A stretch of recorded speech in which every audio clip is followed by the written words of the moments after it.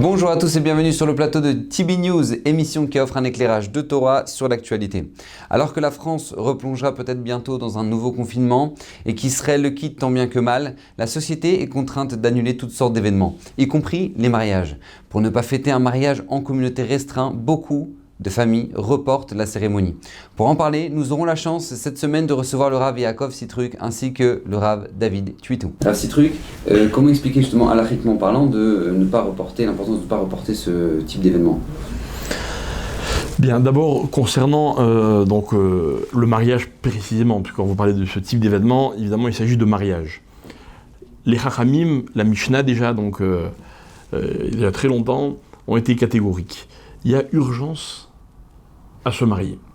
Il y a urgence à se marier parce que dans la constitution d'un individu, et notamment de celle d'un homme, le mariage est une phase qui va lui permettre de se compléter et de se construire et de devenir, pour reprendre le langage des Chachamim, pour devenir un homme. Okay ? Il est vrai qu'on a peut-être des fois du mal à réaliser de l'importance et de l'urgence de cette chose-là. Il y a toutes sortes de raisons qui nous font penser que des fois il vaut mieux prendre son temps que de se précipiter. Peut-être que c'est vrai. Peut-être que c'est vrai. Dans la généralité, il faut savoir qu'il y a urgence. Deuxièmement, il y a tout simplement un aspect, on va dire, halachique, juridique, où un homme, eh bien, tant qu'il n'est pas marié, il faut comprendre que dans l'esprit de la Torah, un jeune homme qui n'est pas marié se préserve de beaucoup de choses. Okay, et qu'il n'est pas forcément facile de savoir garder cette pureté, et je ne parle pas seulement dans les actes, mais je parle même dans l'esprit. C'est-à-dire que quand quelqu'un lutte contre une tentation, ça veut donc dire que psychologiquement la tentation fait son chemin et que lui, il va lutter contre cet état d'esprit. Maintenant, venons-en au fait, il y a un problème technique. Okay. Ce problème technique, il va falloir qu'on le prenne en compte, qu'on y fasse face. Okay. Comment faire? Alors évidemment... Alors je tiens à rappeler aux téléspectateurs que vous êtes vous-même concerné par ce problème-là. Ah, je suis en plein dedans. Baruch Hashem, je marie bientôt ma fille, si Dieu veut, et donc on est, merci, et donc on est vraiment dans le problème. On est dans le problème parce qu'on n'arrive pas à fixer une date. Alors c'est quoi le problème? C'est qu'une partie de la famille se trouve dans un pays, et puis une autre partie de la famille se trouve dans un autre pays. D'accord? Ça c'est un type de problème, je vais y revenir dans un instant. Mais il y a un autre problème que vous avez soulevé tout à l'heure, on veut un grand mariage. On veut un grand mariage. Ok? Je m'excuse d'être peut-être un petit peu trouble-fête ou rétrograde dans ma façon de voir les choses. L'erreur ne vient pas de ce que l'on veut ou pas aujourd'hui. L'erreur vient de ce qu'on a pensé pendant des années qu'un mariage heureux, c'était un mariage grandiose. Et qu'on s'est habitué, on a habitué nos jeunes à ce que ce moment tellement important de la vie, eh bien, il faut le fêter avec un maximum de monde, avec le plus de faste possible. Je n'aime pas l'expression selon laquelle on qualifie le mariage en disant « c'est le plus grand jour, le plus beau jour de ma vie ». C'est faux. Moi, j'ai l'habitude de dire, et je le dis souvent dans les choupotes, le plus beau jour de la vie, c'est demain matin. C'est demain matin. Qu'est-ce que je fais aujourd'hui pour le préparer? Alors oui, le jour du mariage, j'ai une préparation incroyable à ce qui va suivre. Okay, mais on en a fait quelque chose d'essentiel. Je parle de la fête. Donc là, il y a une erreur. On a célébré des mariages, je suis sûr que le Rav Tuitou aussi, avec le minimum de personnes, vraiment, les frères et les sœurs. Vraiment, j'ai célébré un mariage, il n'y avait pas 20 personnes à ce mariage. Ok? Eh bien, ils ont vécu quelque chose de très intense, de très fort. Évidemment, je comprends qu'ils auraient préféré, mais j'ai connu aussi des mariés qui avaient prévu des beaux mariages, et puis il a plu, et ça a gâché leur fête. On a connu pire aussi, de préserver avec des drames dans la préparation d'un mariage. Ça veut dire que finalement, on ne décide pas de la circonstance, on décide du contenu. Et voilà pourquoi il est important d'expliquer aux jeunes que ce qui compte, ce n'est pas la fête, c'est comment elle est vécue. Pour qu'un khatan et une kala puissent vivre parfaitement, et encore une fois avec intensité leur mariage, ils ont besoin d'être accompagnés par un minimum de personnes. Les parents en premier lieu, évidemment, mais aussi les frères et sœurs. Quelquefois, des amis très proches, une tante, un oncle qui a joué un rôle fondamental dans notre vie, des grands-parents qui sont des exemples, qui sont des modèles. Ok ? Alors là, je crois que chaque situation doit être étudiée au cas par cas, en expliquant encore une fois au couple qu'il est essentiel de ne pas gâcher cette fraîcheur, de ne pas rentrer dans une attente qui va un petit peu malheureusement écorché ce premier amour, même si on a dit qu'on l'appelait pas l'amour, ok, et l'urgence qu'il y a au niveau de ce qu'on a expliqué tout à l'heure au niveau de la halakha, contre quelque chose qui n'est pas forcément essentiel. Alors, Rav Tuto, justement, comme l'a introduit Rav Tzitruc, dans le monde religieux, on ne veut pas tarder justement entre les fiançailles et le mariage, c'est maximum 3 mois, chose que beaucoup de gens dans le monde extérieur ont du mal à comprendre. Comment expliquez-vous justement cet empressement? D'abord et avant tout, cher Kohar, pour les paroles de Rabbi Yaakov Tzitruc Ayakar, il faut savoir que c'est un phénomène nouveau d'attendre si peu de temps entre un shidour et le mariage, qui est une décision des rabbinim contemporains. Car je rappelle que, par exemple, dans ma Masechet Ktubot, à la page 57 Amoud Aleph, la Mishnah, d'ailleurs, nous dit que entre le moment des Hirousin et des Kiddushin, on attendait 1 année, même plus encore. Et pourquoi? À l'époque du Talmud, à l'époque des Amorim, Savorim, Géonim, on attendait au moins 1 an pour que la femme ait le temps de préparer les Nedounia, qu'elle ait le temps de préparer sa maison, de préparer son mariage, de dire au revoir à la famille qui habitait où il n'y avait pas d'erreur, il n'y avait pas de train, il n'y avait pas de voiture. Donc, il fallait quand même un temps pour aller voir tout le monde, dire du mariage. Et cela prenait du temps. Car on parlait d'une époque où la pudeur était quand même assez présente dans les régions et les hommes connaissaient plus ou moins leur place par rapport aujourd'hui où les réseaux sociaux, les films, les feuilletons, les portables non cachers excitent beaucoup plus le Yetzer Hara et les rabbinim contemporains ne veulent plus prendre de risques étant donné qu'il n'y a pas de garantie au mariage, aucune garantie. J'ai jamais marié ni moi, ni le Rav Tzitruc, ni aucun Rav, un couple sous la choupa qui avait l'intention de divorcer. Au contraire, on entend des sommes mirobolantes, c'est 100 000 shekels, 1 million de shekels, du n'importe quoi, pour montrer son attachement et son amour idéal.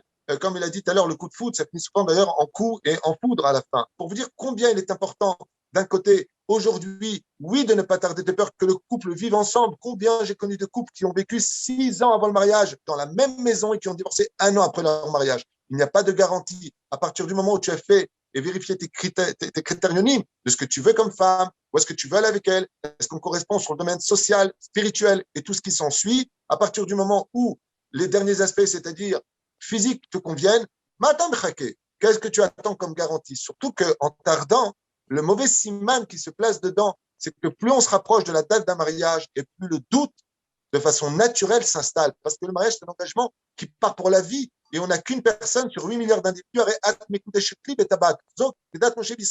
Ça veut dire qu'on va s'engager maintenant à s'unir à travers un mot qui représente l'éternité. Donc, le doute s'installe. Et c'est pour cela que quand on a confiance en Dieu et que l'on veut, Bezrat Hashem, s'unir pour créer une maison juive, à partir du moment où tu as tout vérifié, que tu fais ce que tu vas faire, prends ton temps pour être sûr de là où tu mets les pieds. Mais sache qu'avec tout cela, tu n'auras jamais une garantie. Et pour éviter tous ces interdits, eh bien, les rabbinim d'aujourd'hui pressent un peu, non pas pour les emmener sous la choupa, nous, on n'a pas d'intérêt en tant que rabbinim, mais tout simplement pour lui dire, en tardant, tu tardes aussi ton mazal, parce que celui qui n'est pas marié, comme dit la Gemara, donc tout pas, ça m'est est marié, il n'a pas de trauma, il n'a pas de muraille, il n'a pas de joie, il n'a pas de Torah, il n'a pas de mazal. Donc il n'est pas marié, c'est pour ça qu'on dit d'ailleurs mazal tov. Enfin, tu as trouvé le tov de ta vie, matzah isha matzah tov. Veza mazal shelcha. Et la reine, il n'y a pas de raison de tarder si cette union est permise al pied halacha, si le couple se correspond. Matam echakim. Vous allez être sûr de ne pas divorcer, vous perdez votre temps, il n'y a pas de garantie.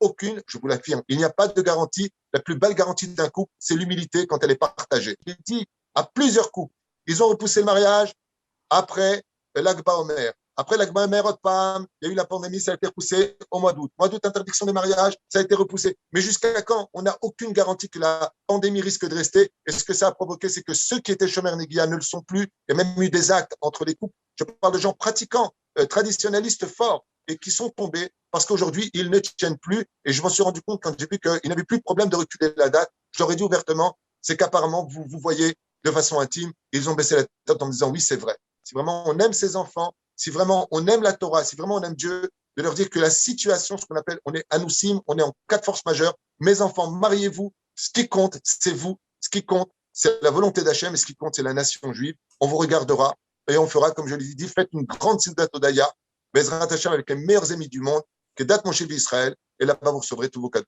Alors, vous, avec votre expérience, qui avez pu voir tout type de mariage, des mariages religieux mariés entre guillemets rapidement, et d'autres styles de mariage, vous voyez que les plaisirs qui ont été pris malheureusement avant le mariage, c'est forcément au détriment de l'après-mariage? Vous savez, pour répondre à votre question, je vais dire une phrase qui répondra également à la question de tout à l'heure.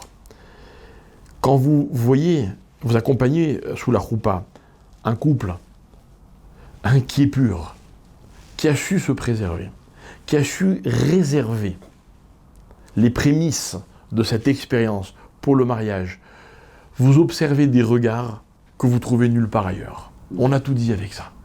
C'est-à-dire que quand un jeune homme regarde une jeune fille, et puis c'est la première fois qu'il vit son expérience d'homme par rapport à une femme, ben forcément c'est pas pareil. Et vice-versa quand c'est pour la jeune fille. Et ces regards-là que les gens, les jeunes en tout cas, ne peuvent pas toujours, on va dire, mesurer. Nous qui avons un peu d'expérience, on doit le leur enseigner. On doit leur faire réaliser de cette chose-là. Il faut essayer de ne pas le gâcher. Il faut essayer de ne pas le gâcher. Alors après, encore une fois, j'allais dire tout à l'heure, je voudrais quand même un peu temporiser. Évidemment, je ne condamne pas. Et puis un mariage qui a dû être repoussé, ça peut aussi être un beau mariage, ça peut être un mariage heureux. Tout ça, c'est vrai. Tout ça, c'est vrai. Et je suis le premier, moi, à essayer de remonter le moral et de réencourager les gens qui ont malheureusement été contraints et forcés de différer ou de décaler. C'est vrai. Mais pourquoi se mettre dans des situations compliquées quand on peut rester dans des situations simples? Et la simplicité, c'est un gage de réussite dans un contexte aussi difficile que celui du mariage. Je vous remercie. On passe au deuxième sujet. Des personnalités publiques et médiatiques françaises ont récemment été l'objet de scandales après des révélations ou accusations d'inceste. Bien que la présomption d'innocence soit de mise, depuis, la parole s'est libérée sur le sujet et force la prise de conscience et la réflexion d'une partie de la société française sur les relations parents-enfants. Alors Rav Tuitou, justement, comment la Torah définit-elle cet acte d'inceste?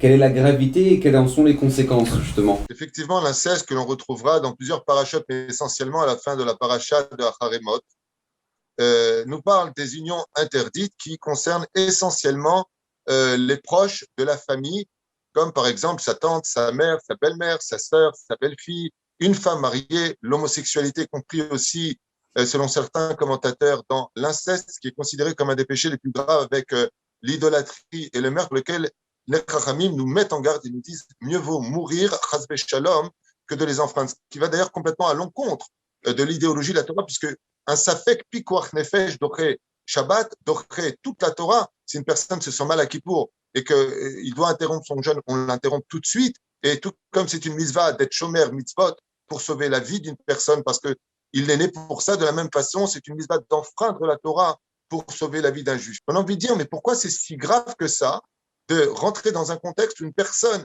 qui commettrait un inceste avec ses conséquences aussi bien spirituelles que familiales rentrerait dans un contexte très difficile et très compliqué. Surtout que quand on voit que la naissance de la nation juive a été composée par l'inceste.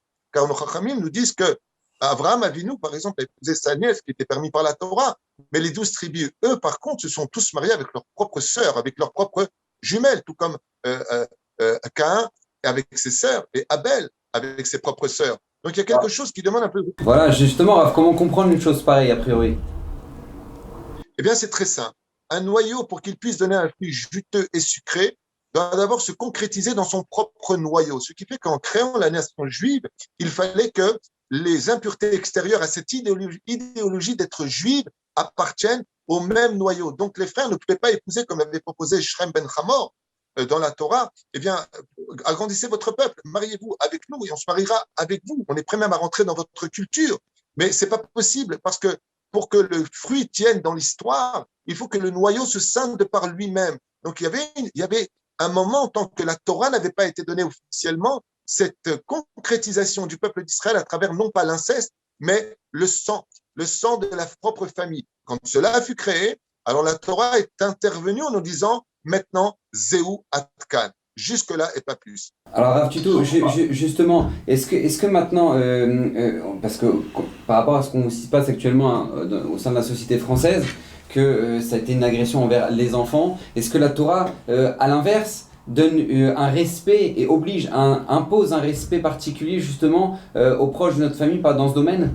C'est pas dire que nous, aujourd'hui, on doit faire très attention à élever nos enfants dans ces valeurs juives, tout en bien les protégeant de ce qu'ils peuvent voir sur les réseaux sociaux, dans les films ou autre chose. qui justement vont banaliser la gravité pour laquelle quelque chose de terrible va se passer parce que les gens ne le savent peut-être pas, mais il y a des conséquences aussi bien dans le monde d'en bas que dans le monde d'en haut. Par exemple, un enfant dans la Kabbale qui naîtrait d'un inceste, eh bien, il faut savoir que ou il deviendra un ennemi d'Israël, ou il deviendra une espèce de tâche au sein du peuple d'Israël. Et on en a vu des exemples. Je peux vous en donner beaucoup. Qui est né d'un inceste? Amalek. Timna était mariée et pourtant elle est partie avec Eliphaz et tombée enceinte de cet enfant. C'est un enfant qui a apporté un malheur au sein du peuple d'Israël. Eh bien, on voit que dans la Torah, tout a un tikkun. Le mamzer, celui qui est né avec un défaut étranger, mamzer zemmou zar, plus exactement. C'est-à-dire, il a un défaut en lui qui vient de quelque chose d'étranger à la Torah elle-même. Il n'y a pas de tikkun, ni pour 3 générations, ni pour 10 générations. Ad sof. Mazatomeret, lui est né mamzer, ses enfants seront mamzer, et sa descendance tout entière sera mamzer. Merci beaucoup, Rav Tutu. Alors, Rav, ce truc, justement, que la société occidentale soit tombée dans de telles aberrations, est-ce que c'est surprenant ou vous pensez qu'il fallait de toute façon s'y attendre au bout d'un moment? On est toujours surpris, malheureusement, dans la dégradation des mœurs, surtout quand cela concerne des personnes en qui on était censé avoir confiance. Mais je crois que là où on est peut-être un petit peu moins, étonné, c'est sur le fait que, justement, la sagesse de la Torah a toujours été de prendre le problème, on va dire, juste avant qu'il n'arrive. Dans la Torah, on voit qu'on insiste énormément sur ce qui s'appelle le guéder. Le guéder, c'est la barrière à ne pas franchir pour ne pas risquer de. Ce concept qui s'appelle le guéder est souvent mal compris, puisque trop souvent, on va considérer que la Torah puisse suspecter ou soupçonner avant même que le mal n'arrive. On se rend compte, quand on assiste justement à des révélations telles que celles dont vous parlez, que finalement, on n'a pas le choix. La Torah connaît la nature de l'homme. La nature de l'homme, c'est que l'homme est capable du meilleur et malheureusement, il est capable lui-même de se désavouer et de se trahir à lui-même. Et donc, voilà pourquoi elle prend toujours cette précaution de, par exemple, lorsque elle nous dit « vous n'écrirez pas le Shabbat », alors les Ramim sont venus ajouter « ne touche pas le stylo ». Ainsi, dans tous ces problèmes, on va dire de relations problématiques, la Torah a toujours été très prévoyante. Aujourd'hui, le problème des réseaux sociaux, comme on parlait tout à l'heure le Rav Tutu, est un problème qui, dans le monde de la Torah, est pris avec beaucoup de sérieux. Pourquoi? Pas parce que l'acte est grave ou pas, c'est un certain débat, mais il y a un autre débat, à savoir que vers quoi nous mènerait ce type de, on va dire, de facilité et de porte ouverte plus tard. Et on se rend compte aujourd'hui, quand des hommes, encore une fois, qui sont censés être des hommes de confiance, n'ont pas été capables, au moment des faits, de se retenir, on va les condamner peut-être sur les faits, mais en fait, il faudrait s'interroger sur ce qui a précédé ces faits. On aurait dû se protéger. On fait un déni de ce qu'est la nature de l'homme. C'est normal que l'homme soit attiré par certaines choses. C'est légitime. Ok, ce qui n'est pas légitime, c'est de se laisser aller et de se retrouver dans une situation dans laquelle, finalement, la tentation devient trop forte. Donc, on est prévoyant, on se protège. Lorsque la Torah va justement être sévère sur la mixité, c'est pas parce que la mixité en soi, elle représente une faute. Elle est une faute parce qu'elle nous entraîne dans une situation dans laquelle on risquerait de perdre le contrôle.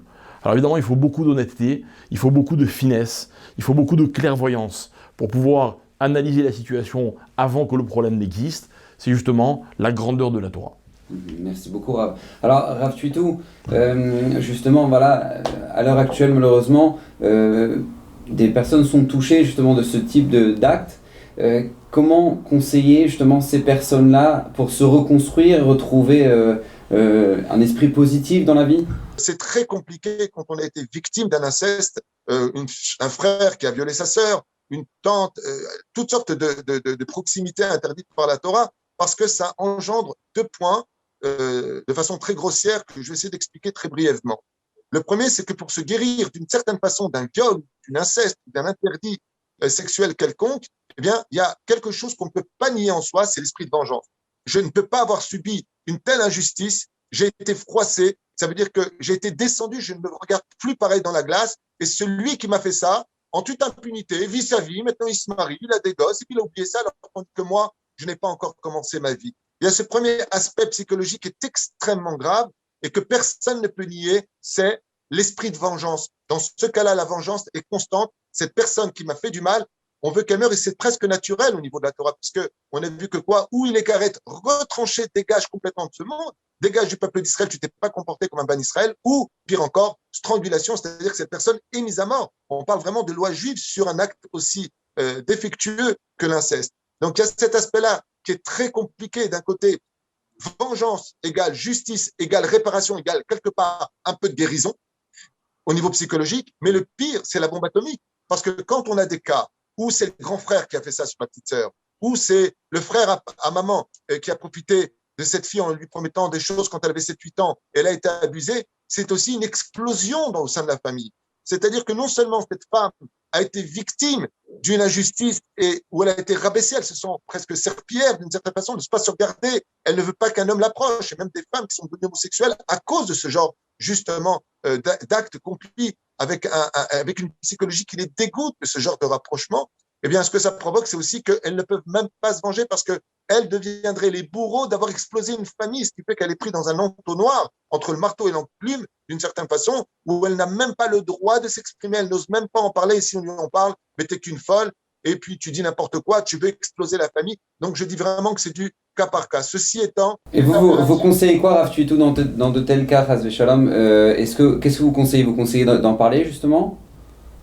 Alors, il est impératif d'en parler à des personnes compétentes, pas simplement dans le domaine psychologique, mais dans le domaine de la Hirat Shamayim. Une personne qui a subi une injustice aussi violente qu'un inceste ou un viol ressemble à une cocotte minute qui risque d'exploser tôt ou tard, ou même de Chas v'Shalom, perdre sa propre vie, aussi bien spirituellement, psychologiquement que physiquement. On parle même de suicide. Les gens qui ne supportent tellement plus de se regarder dans une glace parce qu'ils ont été violés, qu'ils se dégoûtent au point de ne plus vouloir vivre. Alors c'est extrêmement grave. Il faut Bevada et aller perdre une personne qui ait deux choses dans ses poches, de la Torah, pour savoir comment réagir avec sagesse, et pas stam faire justice, style Zorro est arrivé, et deuxièmement, quelqu'un qui comprend parfaitement la démagogie et la psychologie. J'insiste beaucoup sur ces points-là.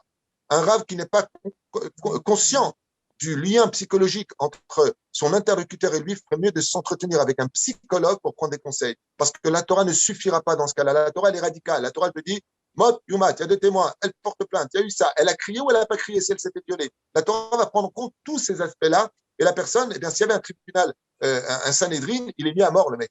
Il n'y a pas de discussion. On dit que là, on n'en est pas là. Il faut remettre les choses d'un côté dans leur contexte. Donc, oui, parler. Deuxièmement, impératif d'oxygéner ses hormones, c'est-à-dire de faire du sport, de se sentir encadré par des gens que l'on aime, des gens en qui on a une totale confiance, et surtout retrouver confiance en soi, parce que le icar de la psychologie par rapport au passé, c'est de regarder devant. Ok, tu as été sali, ok, tu as eu ça, c'est très dur, personne ne peut juger, il faut être passé pour ce que tu as passé. Alors maintenant, on fait quoi? Si tu stagnes, il aura gagné son combat pour quelques instants où il t'a sali, il a gagné le combat de toute ta vie. Mais si tu te relèves, et si tu te maries, et si tu te bats, alors en fin de compte, tu lui auras dit un message, tu n'as appartenu qu'à un temps où tu as eu mon corps, mais tu n'as pas eu mon âme. Il est impératif de trouver les mots, mais c'est du cas par cas, parce qu'il y a vraiment des cas d'extrême violence qui ont été même répétitifs pendant plusieurs années. Et dans ce cas-là, ça demande une thérapie beaucoup plus longue, jusqu'à ce que la personne soit confrontée avec justement son bourreau d'époque, et qu'en face, elle discute, qu'elle puisse vider ses nerfs, et qu'on trouve des solutions. Mais de dire qu'il y a une recette générale pour tout le monde, c'est impossible, aucun psychiatre pourra vous affirmer cette chose. Je vous remercie pour vos interventions. Les Ratachim Kachou bénissent, à la semaine prochaine. Les éditions Torah Box, c'est des dizaines et des dizaines de livres pour les petits comme les plus grands, sur tous les sujets de la vie juive et abordés de manière accessible à tous. Paracha, histoire pour les enfants, construction personnelle, couple, Shabbat, fête juive, biographie. Chaque mois, c'est 2 nouveaux livres édités, vendus au prix les moins chers du marché et livrés partout dans le monde. Il vous suffit de les commander sur le site Torah Box à tout moment, pour les offrir à votre communauté, à vos proches, ou pour renforcer vos connaissances avant les fêtes. Les éditions Torah Box, des livres sur mesure pour vous.